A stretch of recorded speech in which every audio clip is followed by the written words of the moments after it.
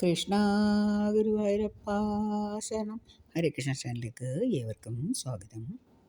ഈ വരുന്ന ഡിസംബർ 1 തീയതിയാണ് നമ്മുടെ ഗുരുവായൂർ ഏകാദശി വരുന്നത്. വ്രതങ്ങളിൽ വെച്ചിട്ട് ഏറ്റവും ശ്രേഷ്ഠമായ ഏകാദശി വ്രതമാണ് ഗുരുവായൂർ ഏകാദശി വ്രതം. ഏകാദശി വ്രതങ്ങളിൽ മഹാഖ്യാതി ഗുരുവായൂർ ഏകാദശി വ്രതത്തിനാണ് എന്ന് പറയുന്നത് എന്തുകൊണ്ടാണെന്ന് നോക്കാം. വൈകുണ്ഠനാഥനായ ശ്രീ മഹാവിഷ്ണു ഏകാദശി ദിനത്തിൽ ഗുരുവായൂർക്ക് എഴുന്നള്ളുമെന്നാണ് ഐതിഹ്യം. ദേവേന്ദ്രനും മറ്റു ദേവീദേവന്മാരും ഗുരുവായൂർ ഏകാദശിയിൽ പങ്കുകൊള്ളാനായിട്ട് ഗുരുവായൂർക്ക് എത്തുമെന്നും വിശ്വാസമുണ്ട്. ഈ മഹിമയിലാണ് ഗുരുവായൂർ ഏകാദശി മഹാശ്രേഷ്ഠവും പാപഹരവും പരിപാവനവുമായ ഏകാദശിയാണെന്ന ഖ്യാതി ഉണ്ടായത്. നാരദ പുരാണത്തിൽ 1000 അശ്വമേധയാഗങ്ങൾക്കും 100 കണക്കിന് വാജപേയ യാഗങ്ങൾക്കും ഈ ഏകാദശിയുടെ 16 നന്മ വരുത്തില്ലെന്നാണ് പറയപ്പെടുന്നത്. ഇനി ഗുരുവായൂർ ഏകാദശി ദിനത്തിൻ്റെ പ്രത്യേകതകൾ എന്തൊക്കെയാണെന്ന് നമുക്ക് നോക്കാം. ഭൂലോക വൈകുണ്ഠം എന്ന ഖ്യാതിയിലുള്ള നമ്മുടെ ഗുരുവായൂർ ക്ഷേത്രത്തിലെ പ്രധാന ഉത്സവം വൃശ്ചിക മാസത്തിലെ ശുക്ലപക്ഷ ഏകാദശിയാണ്. ക്ഷീരസാഗരത്തിൽ അനന്തശായിയായി പള്ളികൊള്ളുന്ന ഭഗവാൻ യോഗനിദ്രയിൽ നിന്ന് ഉണർന്ന് ലക്ഷ്മി ദേവിയോടുകൂടി ലോകത്തെ മുഴുവൻ അനുഗ്രഹിക്കുന്ന മഹാപുണ്യ ദിനമാണ് ഗുരുവായൂർ ഏകാദശി. മറ്റൊരു പ്രത്യേകത എന്തെന്നാൽ ഭഗവത്ഗീത അർജുനന് ഭഗവാൻ ഉപദേശിച്ച പുണ്യദിനമായിട്ടും ഗീതാദിനമായിട്ടും ഈ ദിവസം വിശേഷിപ്പിക്കപ്പെടുന്നു.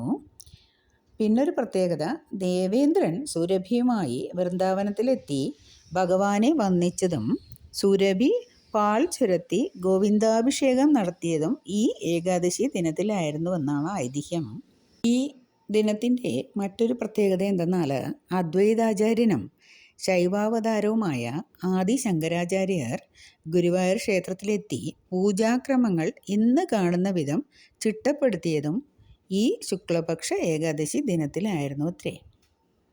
ഗുരുവായൂർ ക്ഷേത്രത്തിൽ താന്ത്രിക ചടങ്ങുകളൊന്നുമില്ലാതെ ഭഗവാൻ ഭക്തജനങ്ങളെ നേരിൽ കണ്ട് അനുഗ്രഹിക്കുവാൻ പുറത്തിറങ്ങുന്ന മഹാസുദിനമാണ് ഗുരുവായൂർ ഏകാദശി ദിനം. ഭക്തോത്തമന്മാരായ മേൽപ്പത്തൂർ നാരായണ ഭട്ടതിരിപ്പാട്, വില്ലുമംഗലം സ്വാമികൾ, പൂന്താനം ശ്രീ ശങ്കരാചാര്യ സ്വാമികൾ, കുറൂരമ്മ തുടങ്ങിയവർക്കെല്ലാം ഭഗവത് ദർശനം ലഭിച്ചതും ഗുരുവായൂരിലെ സമസ്ത ചരാചരങ്ങളിലും വൈഷ്ണവ ചൈതന്യം അനുഭവപ്പെട്ടതും ഈ സുദിനത്തിലാണ്. ഗുരുവായൂരപ്പ ഭക്തരെ സംബന്ധിച്ചിടത്തോളം ഇതിൽ പരം മഹത്തായ ദിനം വേറെ ഇല്ല തന്നെ. അതുപോലെ ഗുരുവായൂർ ക്ഷേത്രത്തിൽ താന്ത്രിക ചടങ്ങുകൾക്ക് ഒഴികെ മുഴുവൻ സമയവും ദർശനത്തിനായി ശ്രീകോവിൽ തുറന്നിരിക്കുന്ന ദിനവും ഗുരുവായൂർ ക്ഷേത്ര പ്രതിഷ്ഠ നടത്തിയതും ഈ സുദിനത്തിലാണ്. മേൽപ്പത്തൂർ നാരായണ ഭട്ടതിരിപ്പാട് തൻ്റെ പ്രസിദ്ധമായ നാരായണീയ ഗ്രന്ഥം ഗുരുവായൂർ ഭഗവത് സന്നിധിയിൽ സമർപ്പിച്ചതും ഈ ഏകാദശി പുണ്യദിനത്തിലാണ്. ഇപ്രകാരം ഒരുപാട് പ്രത്യേകതകൾ നിറഞ്ഞ സുദിനമാണ് ഗുരുവായൂർ ഏകാദശി ദിനം. ഇനി ഗുരുവായൂർ ഏകാദശി ദിനത്തിലെ വ്രതം എങ്ങനെയാണെന്ന് നോക്കാം. ഗുരുവായൂർ ഏകാദശി നാളിൽ നാം പൂർണ്ണ ഉപവാസം അനുഷ്ഠിക്കേണ്ടതാണ്. ഒരു വർഷത്തിൽ 26 ഏകാദശികളുണ്ടല്ലോ, അവയെല്ലാം വളരെ വിശിഷ്ടവുമാണ്. എന്നാൽ ഏകാദശി വാവ് കഴിഞ്ഞ് വരുന്ന 11-ാം ദിവസം എന്നാണ് അർത്ഥം. ഏകാദശിയുടെ തലേ ദിവസം, അതായത് ദശമി ദിവസം മുതൽ വ്രതം തുടങ്ങുന്നതാണ്. ദശമി നാളിൽ ഒരിക്കൽ ഊണാണ്. പിറ്റേന്ന് ഏകാദശി ദിവസം പൂർണ്ണമായും അരിയാഹാരം ഉപേക്ഷിക്കുക.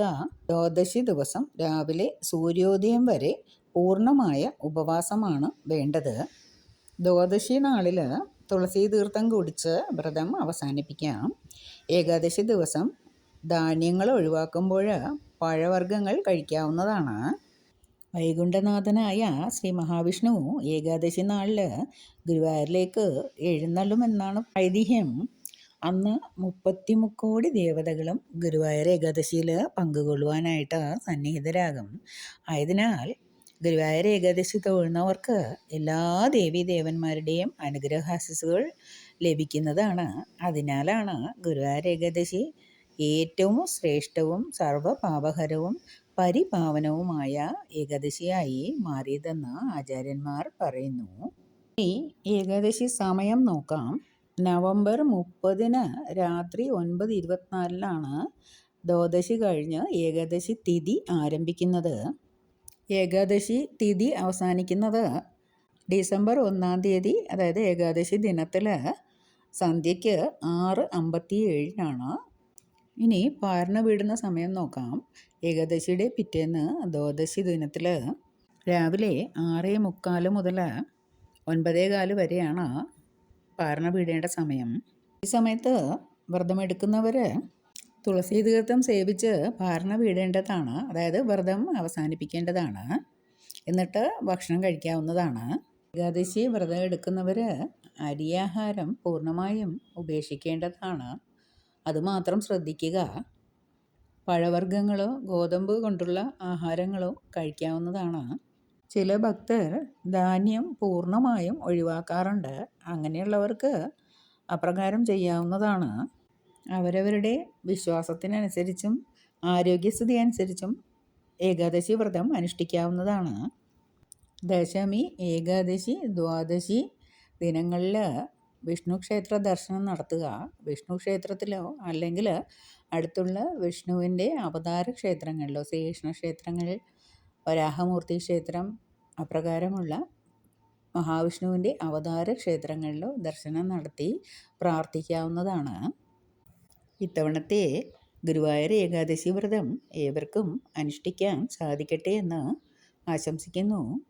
ഒപ്പം ഗുരുവായൂരപ്പ ഭഗവാന്റെ അനുഗ്രഹം ഏവർക്കും ഉണ്ടാകട്ടെ എന്ന് പ്രാർത്ഥിക്കുന്നു. ഹരേ കൃഷ്ണ. സർവം കൃഷ്ണാർപ്പണമസ്തു.